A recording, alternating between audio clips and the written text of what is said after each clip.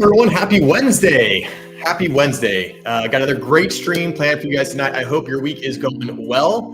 And we've got some good stuff to cover tonight. We were talking about BOOMERGEDDON 2.0, right? And so I know we had a BOOMERGEDDON live stream, gosh, I don't know, maybe about a year ago at this point, and it went bananas. There was a lot of people in the comments, on both sides of the line. I had some boomers coming in saying, "Oh, this isn't correct at all," and I had some millennials coming in saying, "Yeah, those boomers."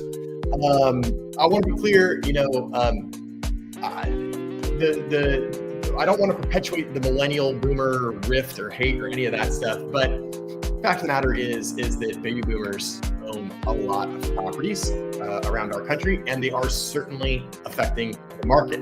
So we're going to be talking about BOOMERGEDDON 2.0. I've got a couple articles to go over. One of them is talking about the baby boomer effect and how it's affecting housing. The other one that we're going to be talking about is where some of those older Americans, if they are moving, where are they moving to and why? And then we have a third article, if we have time, from Newsweek about some housing market predictions.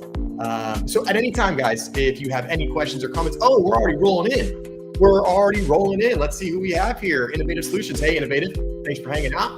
Happy Wednesday. NAR just published a report saying that pending home sales in January 25 were the lowest for any month as far back as their records go. Yes, I saw that.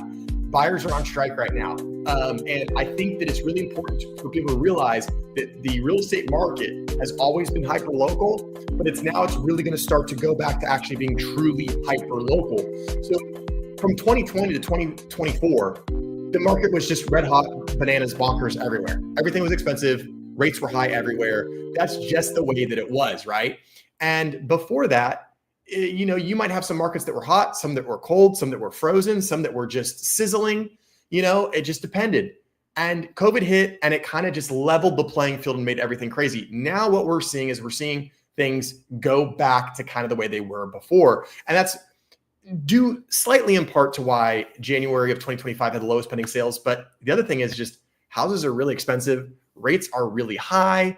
And even back in January, people were a little they're taking the wait and see approach when it came to our upcoming and now current administration, which obviously we know has affected things given all of the tariff talk, which has been huge. We've gone over that in a couple streams. If you missed the tariff stream, it was last week. You can go to my channel and look at that one. But yeah, Innovative, it's crazy. It's the lowest it's ever been. I think buyers are much more particular. They're much more picky. And I think that they are not nearly in a rush to get into something. And I think a lot of people are just hesitant and uncertain about what the economy is going to do. There's been a lot of recession talk lately. I don't know if that's going to happen or not. Nobody does. But I think all of these things compounded together is why you're seeing that. I'll tell you anecdotally in my area. For those of you that don't know, I'm in Claremont, California, which is about 30 miles east of downtown LA. I am at the very, very eastern edge of Los Angeles County. So I am basically the last suburb of Los Angeles before you go into the next county. And in my area, the market's very, very hot. I mean, we put up a property and it goes relatively quickly, usually within 1 to 3 weeks without much effort. I had an open house for a new listing. I had one on Saturday and one on Sunday, just small one, just two 2-hour open houses. So, not these marathon 7-hour open houses that some of these agents have. And we had 70 people through in a total of 4 hours across 2 days, 70 people. We had 5 or 6 agents come and show it during that time. So in my market, in my area, things are still moving, especially if they're priced well and presented well. But we're seeing some markets that are just getting really, really stale. Texas, but pretty much anywhere in the Southeast or South is having a hard time right now. So we'll see where things go. Gackleberry, how you doing? Thanks for hanging out. Hi, Joe. You better not be picking on us old people. No, don't worry. I would never do such a thing. It's funny when we do the millennial versus boomer stuff, I always remind all the millennials, hey, guess what? The boomers are our parents, right? Without the boomers, we wouldn't be here, right? So we can't hate on them that much, right? So I'm going to try to, I'm not picking on anyone, and hopefully nobody comes in the comments with anything inflammatory, but we'll see what happens. But Cackleberry, so good to see you. Thanks for hanging out. I hope you're doing well. You probably got some good snow up there, right? What's the latest snow report, Cackleberry? I want to know what's going on up there in Wrightwood. All right, guys. So we're gonna get into it here real shortly. Before I do, if you're new around here, again, my name is Joe. I'm a local real estate agent. We're gonna be going over some stuff about BOOMERGEDDON 2.0. And additionally, if you wouldn't mind, please do me a big favor. Please do me a big favor. Just go ahead and like the stream. There's the little like button is like right down here somewhere. And if you haven't subscribed to the channel, please hit that subscribe button. Doesn't cost anything. It's absolutely free. Helps out the channel, helps me out. And I would really appreciate if you would consider subscribing. And that way, when I go live or post videos, you'll get notified. So we're talking about BOOMERGEDDON 2.0. So we're gonna get this up on the screen here. And again, I'm gonna recap really briefly what BOOMERGEDDON 1.0 was. And then we'll get into what 2.0 is. And please forgive me, MSN is like, look at all these ads and pop-ups. There's like stuff everywhere. So I'm really sorry for the visual clutter. Their website's horrible and they're just trying to sell ad space to keep the lights on, I think. But we're talking about BOOMERGEDDON 2.0. And basically 1.0 was back in, essentially BOOMERGEDDON 1.0, let me get the right screen here. BOOMERGEDDON 1.0 was essentially back in about 2020, late 2021, early 22.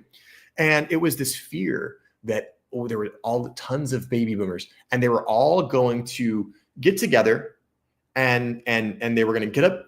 They were all going to group up together. And they were all going to make this mass decision to all sell their homes at the same time. And there was going to be a flood of inventory that hit the market.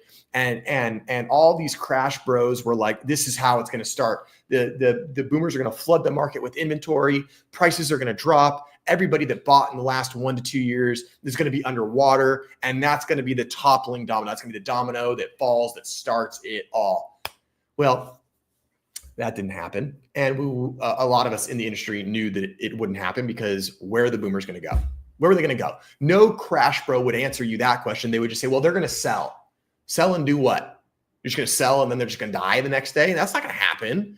So kind of interesting. And that was BOOMERGEDDON 1.0, was this fear that we were going to have a huge increase in supply that outweighed further demand. And that was going to potentially lead to a devaluation of properties. BOOMERGEDDON 2.0 is the complete opposite. And we're going to get into it in this article. But basically, BOOMERGEDDON 2.0 is the fact that boomers have come out and said, guess what? We're not selling anything. We're never selling. We're never leaving. And then they go on to list all of the reasons why they would never sell their big home, which I got to be honest, makes sense if you're an older person. So let's get into it. Before that, let's get the snow report from Wrightwood from Cackleberry. We're supposed to get about half a foot of snow. Okay, so not crazy. It's not going to dump on you, but you'll get a little bit of snow. And we're supposed to get about an inch of rain down here tonight, but we'll see what happens. So thanks for the report, Cackleberry. All right, let's get this going. So here we are. The baby boomer effect is hitting housing hard. Why is this? There we go. Baby boomers own an outsized share of homes in America, and nearly half of them say they'll never sell. About 43% of baby boomers say they will never sell their home, the highest of any generational group, according to a survey of residents aged 18 to 65 by real estate firm Redfin Corporation. So that which is insane to me. So you have baby boomers, which are going to be obviously in the upper tier. Baby boomers are, I don't know what the actual cutoff is, but probably about 65. Let's see, what is the official age range of baby boomers? Let's see what the Google machine says. Boomers. Okay. Basically 61 is where they start. 61. So yeah, on the upper tier of this. And they're saying we're never selling. We're not going to do it. And the biggest single reason cited for staying in place is their home is almost or completely paid off, while others say they like where they live. About 30% say they're staying in their current home because prices are too high, and 80% say they're staying because they don't want to give up their low mortgage interest rate. Obviously, both those things are things that we've heard from other buyers, right? Just the general buyer pool, not just baby boomers. So it's not just baby boomers that are concerned about moving for those two reasons. That's kind of general buyers sentiment right now as we see it.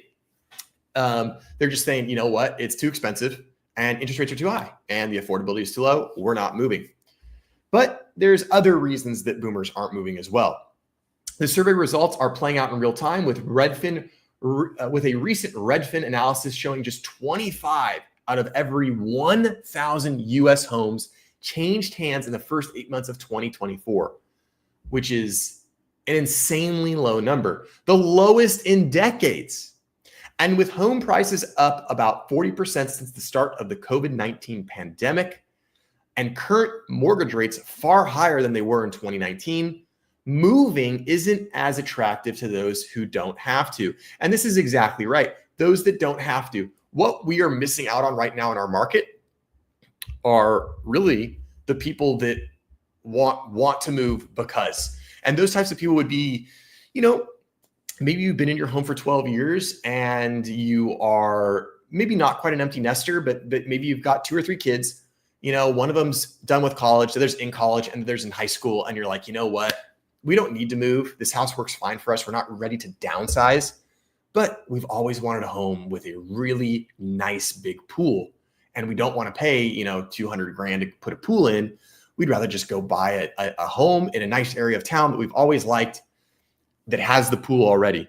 Those are the exact type of buyers that aren't doing it. Those are the exact type of buyers that aren't doing it. Those are the type of buyers that are saying, we're not just moving because. We're not moving because we just want to live in a different part of the city or we wanted different amenities in our house. The only people that are moving right now are pretty much the people that really have to move. They need a house. They've been relocated for work. Someone in the family's passed away. Someone in the family has been born, something like that. Those are the people that are moving, the major life events, which will always continue to happen. And that's why we're seeing such low numbers in the market, right? Innovative started the stream off with saying that January 2025 had the lowest pending sales in record-keeping history. And part of the reason for that is because people aren't moving unless they absolutely have to. And that's why things are so low right now with only 25 out of every 1,000 US homes changing hands. It's really, really low. All right, Cackleberry, what do you got? My mom is 86 and still in her home. And my mother-in-law is 92 and just went to a nursing home last October.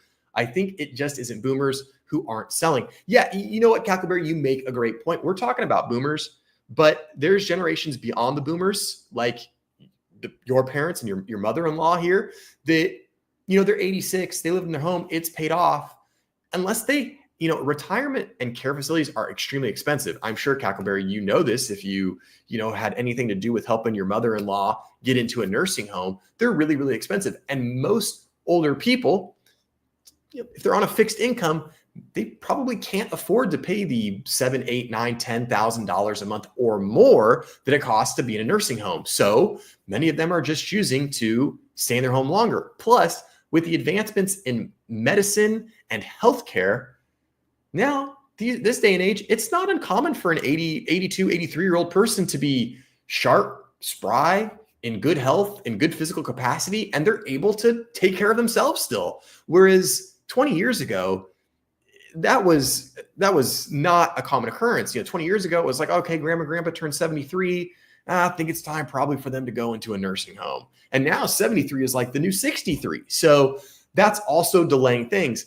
And that's just been an overall arching theme in our society for a while, right? Like things are just happening later in life. People are getting done with school later. People are graduating college later. People are getting married later. People are buying houses later. People are retiring later. People are dying later, right? That's just been an overarching theme, is that the life, kind of the timeline of life for your average American has been stretched out, which is probably a good thing, I guess, right? People are living longer, they're healthier longer, they're happier longer. So probably not a bad thing. It's cheaper to pay someone to do the yard work, snow removal, and house cleaning. Yep, that's exactly it. And I've had some elderly clients say, it's just cheaper for me to have a nurse come to my house a couple times a week, take care of some things, have a house cleaner come to my house. Yeah, that might cost you a few $1,000s a month, but it's much cheaper than spending tens of thousands of dollars in a care facility. So yeah, it makes perfect sense. And especially, if you still own the home and they're healthy and they have independent living and they're okay on their own, you could even do a reverse mortgage, help pay for some of those costs by taking some of the money out of the home. So, equity in the form of cash. And there you go. You can pay for those services, and then that older person can stay in their home, where they're probably more comfortable anyway. Thanks, Cockerberry. Appreciate that. The just because movers. The people I was talking about.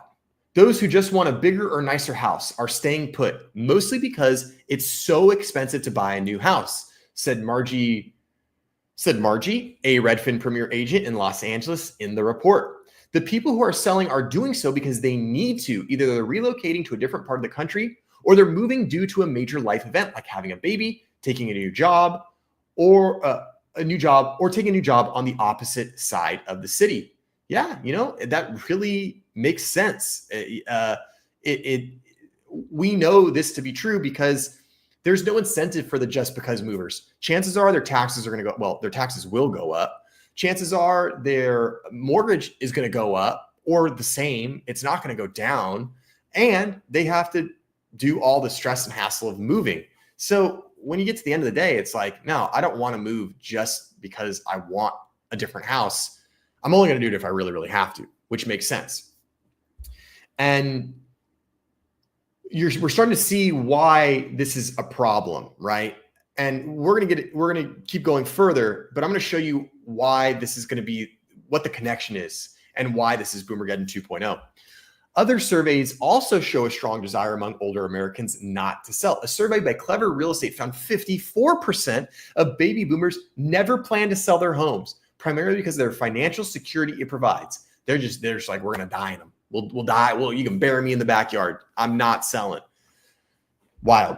While it's typical for older Americans to occupy a larger share of home ownership, this is true. That's usually how it goes. Older Americans, more established, have more wealth. They've had more time to earn money, so they typically own more of the properties. The share of homes owned by Americans older than 55 years grew from 44.3% in 2008 to 54% in 2023, according to a study by Construction Coverage. Meanwhile, Americans ages 35 to 54 saw a decline in home ownership, with their share dropping from 42.3% to 34% in that same time frame. And obviously, as we know, the affordability crunch in the last 4 years or so, 5 years, has made it only more difficult for that very age group, 35 to 54, to buy a home. Hence, home ownership is declining. And there we see it. That is the Boomergeddon 2.0. It's right in here. This 11-point increase in older Americans occupying homes and owning homes, plus the younger Americans, 35 to 54, declining by almost the same percent, 9% in this situation. This is it. This is the effect that we're seeing with boomers not giving up their homes. Now, I want to make this clear that this is not the reason homes are expensive. This is not the reason that affordability is in the gutter. This is just one facet. This is just one little piece to the puzzle, if you will, that is causing the housing crisis that we have right now. Your bigger issue is the lack of home building. That's your bigger issue that we're seeing. But they all compound together, and then you get where we're at now, where you got to make $250,000 a year to afford an average home throughout most parts of the country. Baby boomers specifically,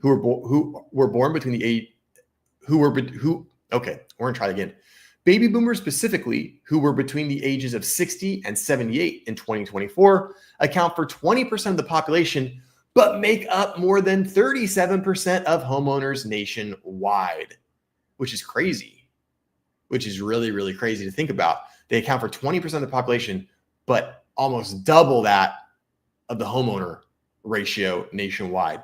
Wild. Will aging baby boomers eventually shift the housing market?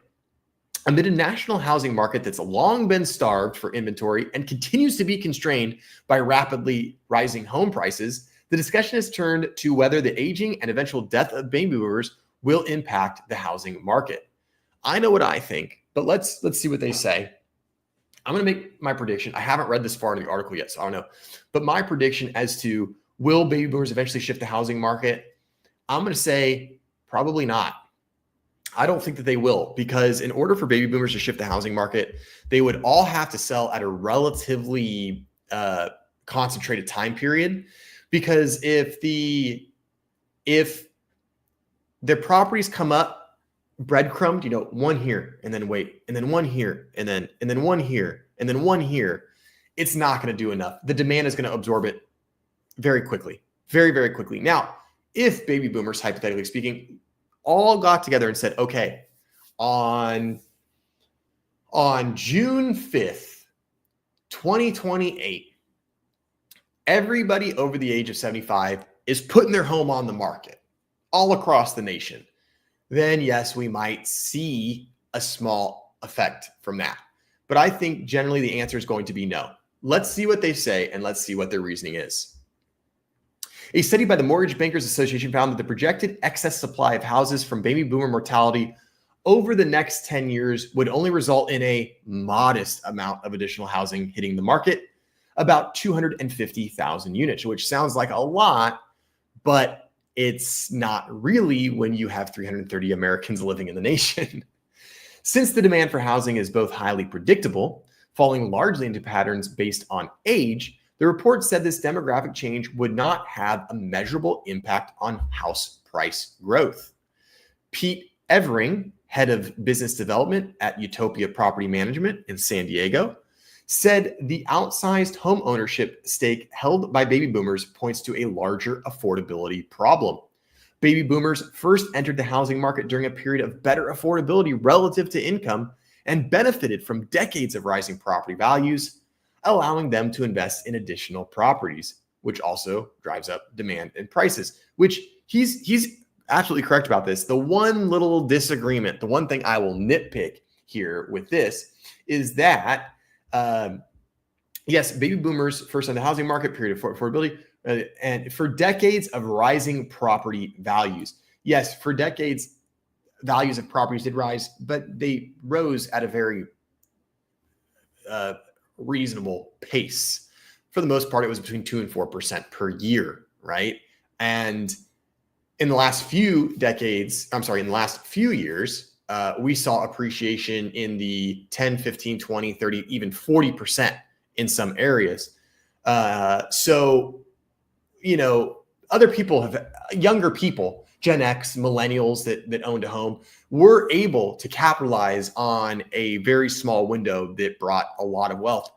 Thankfully, out of happenstance and luck, I was in that group. I bought my first house in 2019. We renovated it. We put some money into it, and the market went, bananas. And so we were a part of that group that bought in 2019, sold in 2022, able to roll that equity over. And now where I'm streaming from is, my forever home.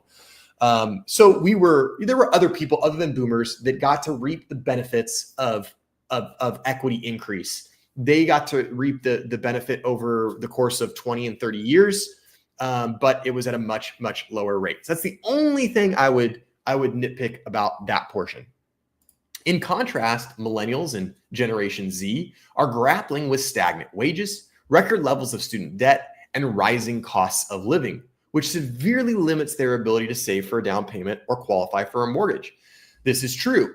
However, there's been some studies that show that while wages haven't kept up with the insane inflation we have, wages have increased over the last decade, but not at the level that compete. So I don't know if I'd say stagnant wages, but maybe just wages that haven't grown in proportion would be a better verbiage.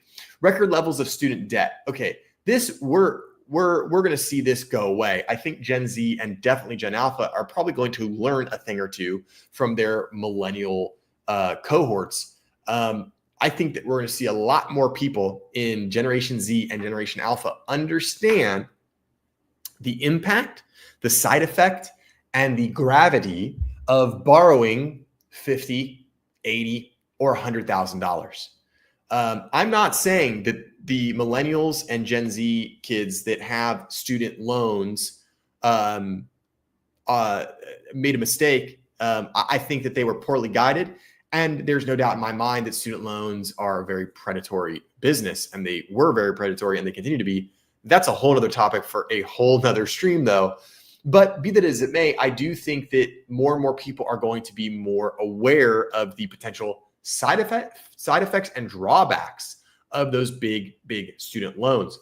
The rising cost of living, that's something we can't do anything about. So we're all impacted by that. The result is a growing population of renters who are locked out of the wealth building opportunities that homeownership traditionally provides. Here, he is 100% correct. I am completely with him on this. I think people realize that homes and home ownership is extremely important, but I don't think people realize how important home ownership is to the health of our economy and our nation. And I don't mean the health of our nation just in financial health, right? With good GDP and things like that. Although real estate and housing is roughly a quarter of the GDP of this country. So it does make up a lot of what the United States produces and why we're such a strong economy. But home ownership for the average person, home ownership for the middle class is the bedrock fundamental of the prosperity of the United States. And when we can't have middle class Americans owning homes, it's going to be a problem. And right now, we're on a trajectory that is very, very clearly going to lead us down a road of kind of what we saw in the Middle Ages, right? With people being landowners and not being landowners. Are you a serf? Are you a peasant? Or are you a noble person, right? And I have a fear that we're going to see that again. It's going to be a divide between the haves and the have-nots. And when you don't own real estate, it's very, very difficult to have generational wealth and financial security moving forward. And when you do own real estate, it's much easier to have those things. And that's why there have been so many statistics that have come out that have said recently that people who own homes are on average 40 times more wealthy than those who don't own homes. And that's not 40%, 40 times more wealthy. And you can see why it's such an important part. So I agree. The result is a growing population of renters who are locked out of the wealth building opportunities. This is not good. And I'll tell you what, boomers, millennials, Gen Z, everyone should be concerned about this. Everyone should be concerned about this because this could be the start of a little bit of a backslide in the prosperity that is the United States of America. And we're not going to see it right away. It might not even happen in my lifetime, but it's a growing concern. We need to keep home ownership attainable and affordable for the average person. You could ask me how I think we could do that, and I would tell you, but that would be a topic for another stream because I'll go off on another tangent. I'll spend 30 minutes talking about ways that I think we can keep housing affordable, but we won't do that. Cackleberry says, "This is what I'm afraid of, Joe. You will own nothing and be happy." Yeah, you know what? There's a lot of people that throw that statement around. They will be a nation of renters. You own nothing, be happy. And I will say, I never liked that phrase, but over the last about year, it's gotten very clear that is the direction that we're heading, unfortunately, and it is a problem. All right, back to it. Barring drastic government action, Evering doesn't see the situation changing anytime soon, and housing unaffordability will continue to be a fact of life for younger people, which is true. I agree with him. Unless there is very drastic government action, which I don't know what they would do. The only thing that I could think of, which would affect baby boomers as well, and you've maybe have heard some of this, is that our buddy down in Florida, Mr. Ron DeSantis, is kind of throwing around this idea of Florida abolishing property tax, which is pretty crazy. Florida's a wild place. They got some crazy rules and laws down there. I'll tell you what, this would be one of the craziest ones.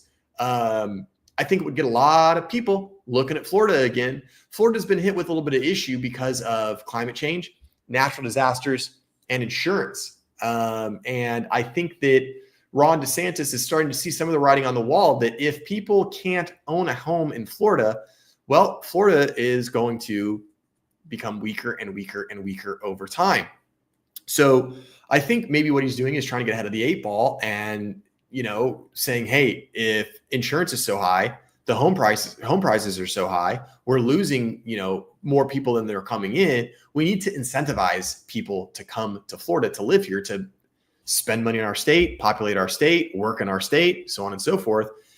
And that could be something that helps. Do I think they'll go through with it? No.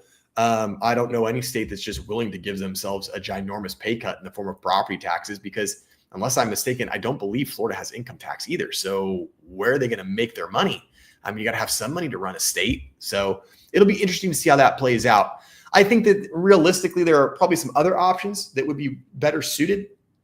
I think realistically, a better option would be abolishing property taxes for people over the age of 65, or abolishing property taxes once you pay off your home.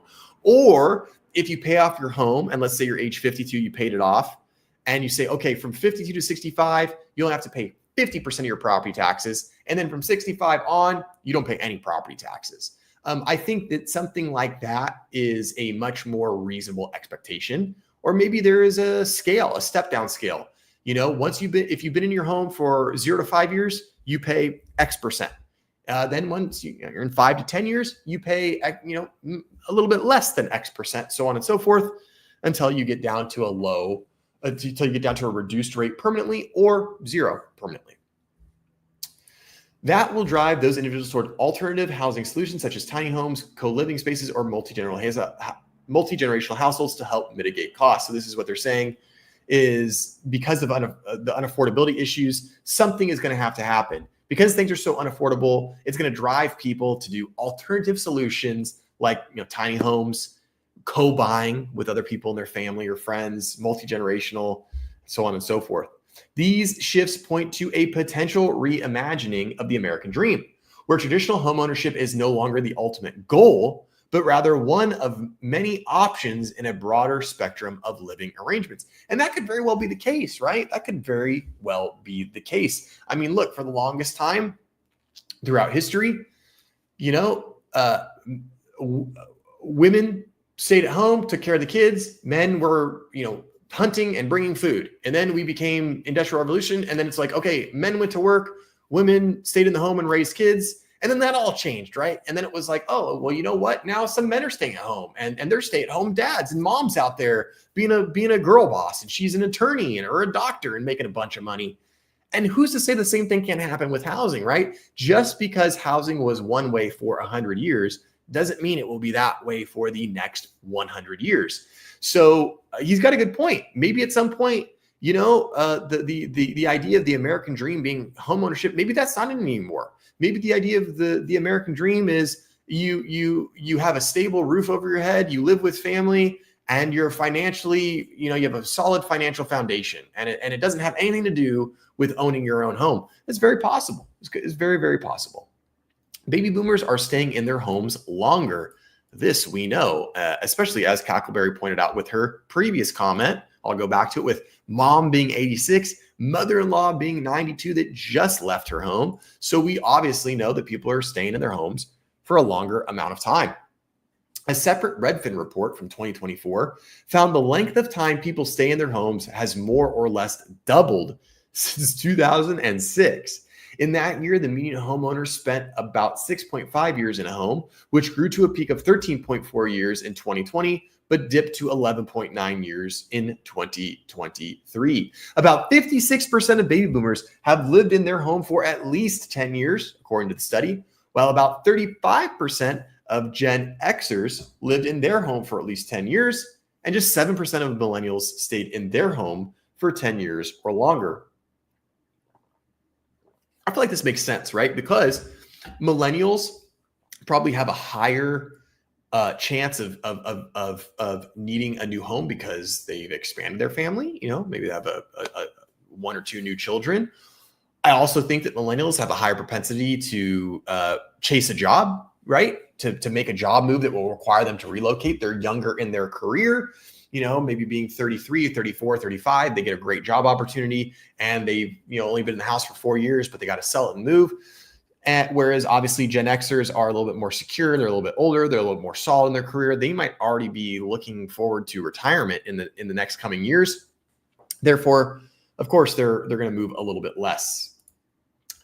The homes older Americans own also tend to be larger. A separate Redfin analysis found empty nester baby boomers own twice as many 3-bedroom plus homes than millennials with kids. Yeah, that's a good point. And that's something that we see all the time in the industry. We see it all the time in the industry. We see boomers with very, very large homes, 2,400 square feet, because that's where they raise their kids in that home.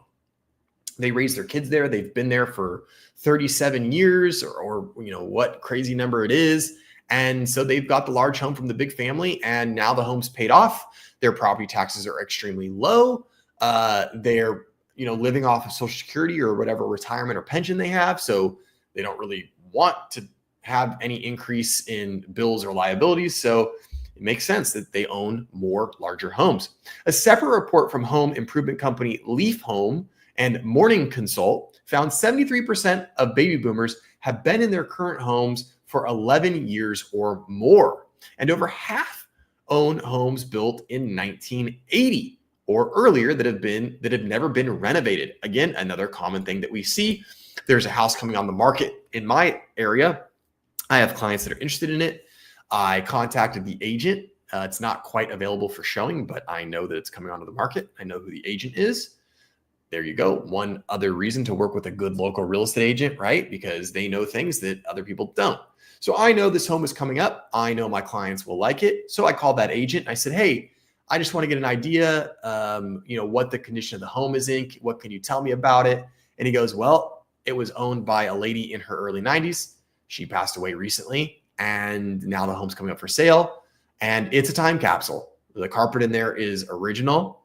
The roof is newer. The sewer line is newer. So there are some newer things, but they said, cosmetically, design-wise, it's basically pretty much all original. So a lot of boomers have these homes that they bought and just were content with living in them. The housing market is caught in a generational tug of war. Boomers will soon face aging in place hurdles, while millennials will face the surprise of homes in need of major upgrades, said John Bostock, CEO of Leaf Home, in a news release announcing the findings.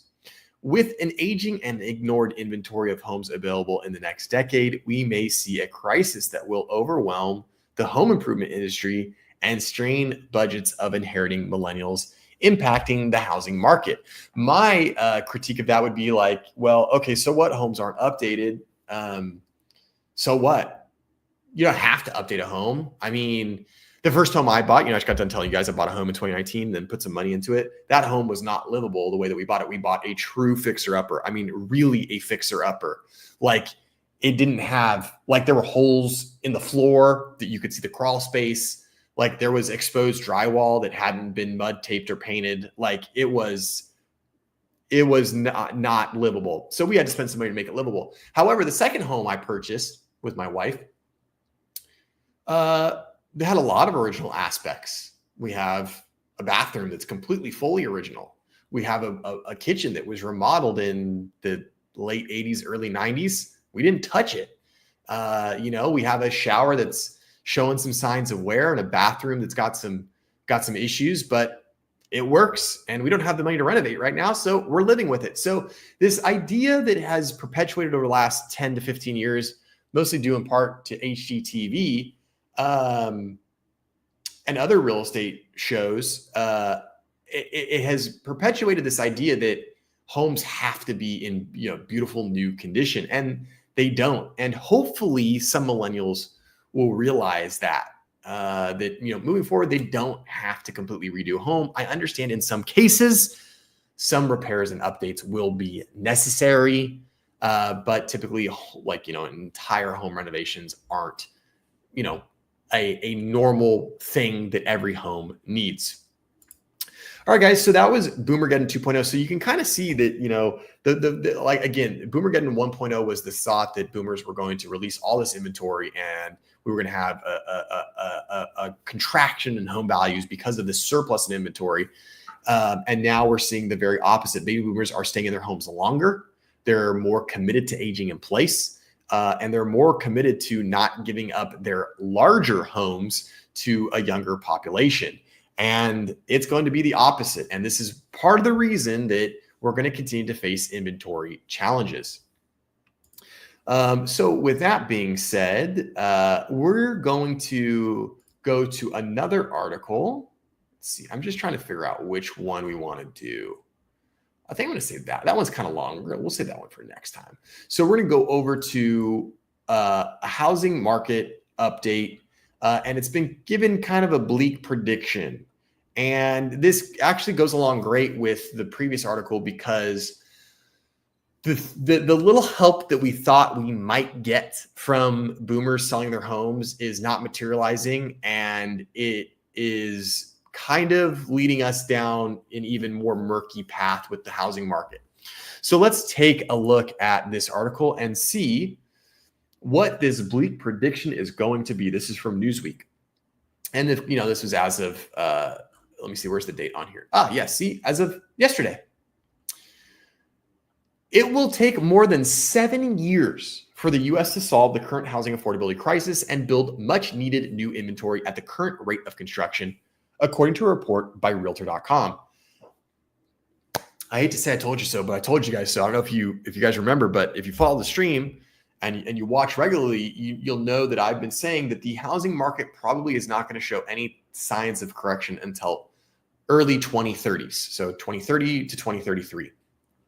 And 2025 plus 7 is 32. So we're right on with that. And it's just going to take time. It's going to take time to build houses, build inventory, and see affordability increase.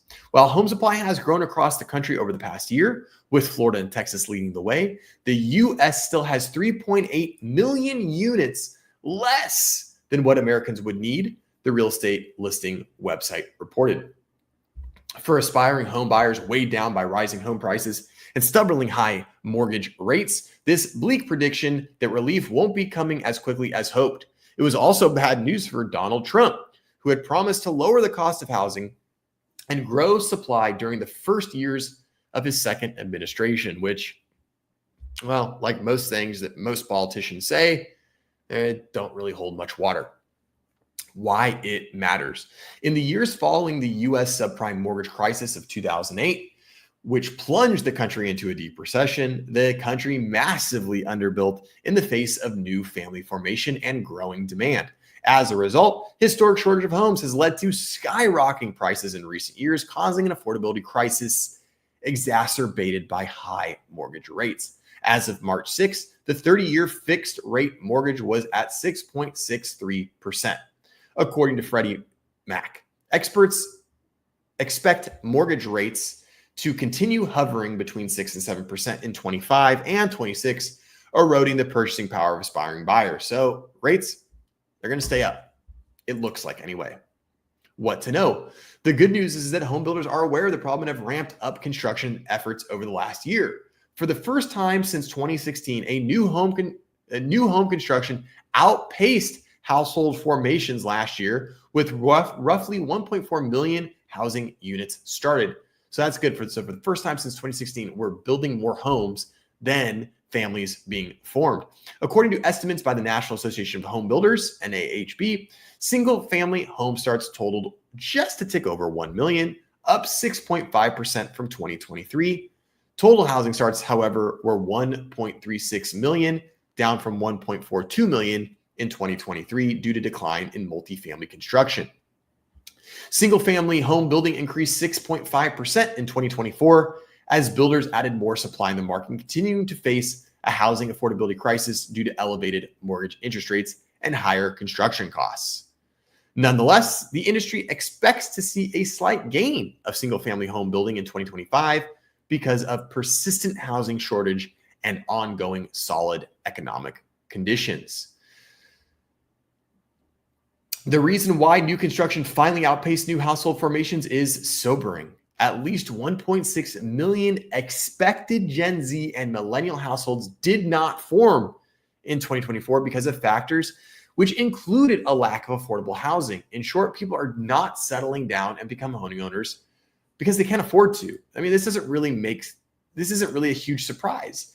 Gen Zs and millennials can't afford to formulate new households, so they're not.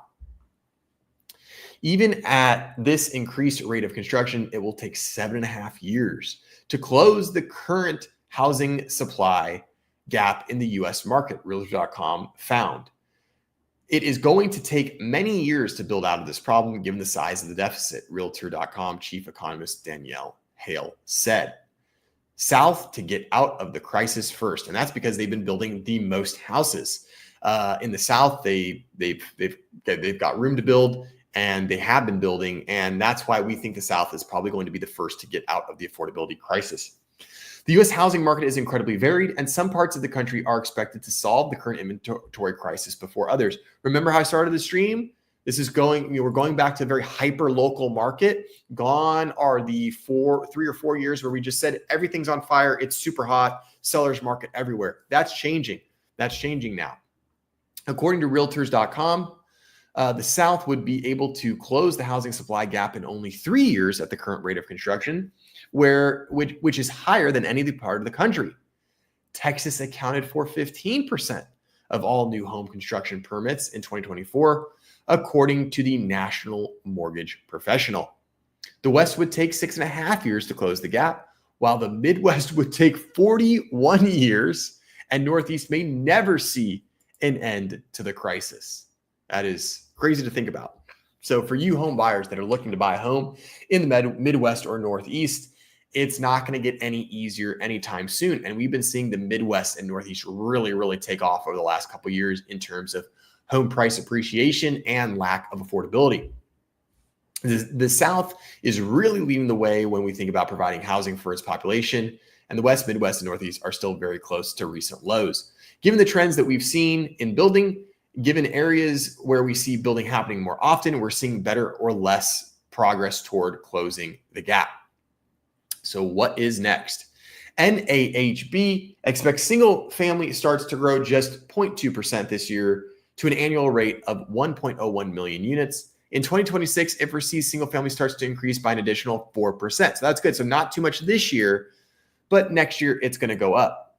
However, housing experts have warned that Donald Trump's policies could have a negative impact on construction efforts across the U.S. Tariffs on Canada could increase the cost of softwood lumber, a crucial material used in home building, which the U.S. imports heavily from its neighbor. Further to this, mass deportation of migrants could cause a labor shortage in the construction sector. And this is what we've been talking about for a long time.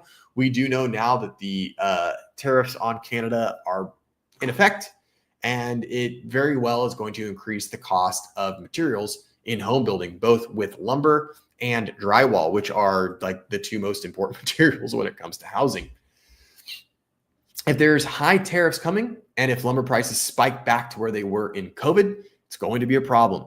Homes are going to stop being built. Apartments are going to stop being built, said Jared Kuhn, vice president at home builder technology firm Icon at the Realtor.com South by Southwest event.